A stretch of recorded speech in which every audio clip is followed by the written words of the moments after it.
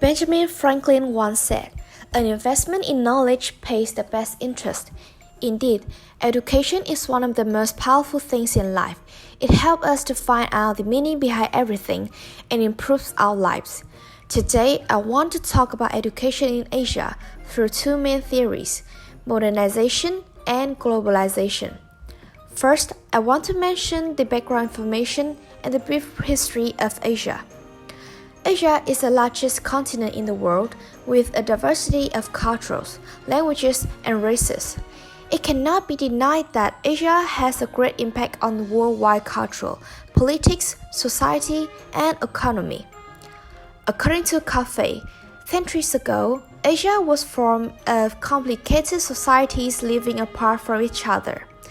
Until now, these social groups have become different nation-states and take part in the process of globalization. In the 20th century, Asia began to focus on modernization, starting with the social and economic development of cities, which later greatly affected the transformation of this continent. Now, let's discuss the two main theories, modernization and globalization. Firstly, modernization in Asia is followed by significant changes in urbanization, political change, and industrialization. Meanwhile, globalization refers to connecting countries around the world and increasing people's awareness and understanding of other countries. As Asia is the world's largest regional economy, it is believed to shape the next phase of globalization. How did Asia achieve such goals? The answer may lie in the heavy investment made by Asian governments in education and health to take good care of the workforce. They also focus on public investment to attract foreign investment. These two big concepts could be easily presented through the aspect of education. There are four major interpretations of educational globalization process: world system, world cultural, post-colonialist, and culturalist. Let's take Taiwan and Bhutan for example. First, about Bhutan. The education system in Bhutan emphasizes on conveying the sense of respect and belongingness for the culture to students. According to Golden, Bhutanese could speak mainly three languages: their national language Dongka, English as their language that corresponds to globalization, and their indigenous language. Teaching and learning English is also strongly emphasized in Bhutanese educational globalization process. In Bhutan, the primary language used in school education had been English. Now, let's have a look at Taiwan. Taiwan has undergone great changes in its education systems over the last few decades. Realizing the major importance of globalization, Taiwanese government has been applying this concept into making differences in the development of education.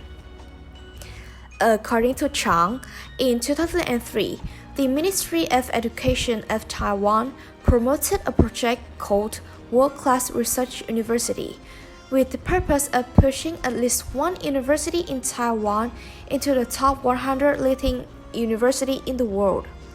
Moreover, after Taiwan joined the World Trade Organization and signed the Economic Cooperation Framework Agreement with China, a great number of Taiwanese schools were built in China that provided educational environment for the children of Taiwanese businessmen in China, such as the Shanghai Taiwanese Children's School.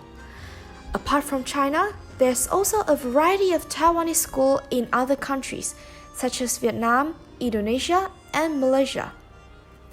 By opening up to the world, both Bhutan and Taiwan are achieving their goals of spreading their culture worldwide. Unlike in the past, when Asia was mainly dependent on the Western culture, now the region is becoming an increasingly important cultural force.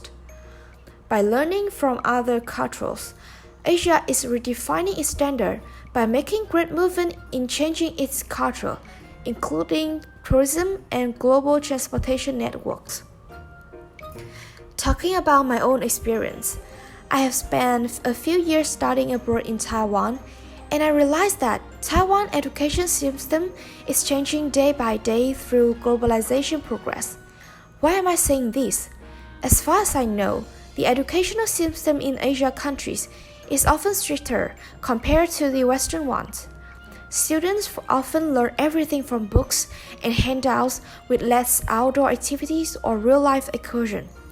However, schools and universities in Taiwan have been making changes to the learning programs so that students can have more time to go on excursion or do more practice. This improves the student study result a lot and also encourages students to make better progress in their learning. After this course, I have a better understanding of Asia in our modern life nowadays. Before taking the course, I do not know much about Asia apart from my own country, Vietnam. However, after 3 months, I learned that Asia is more than that.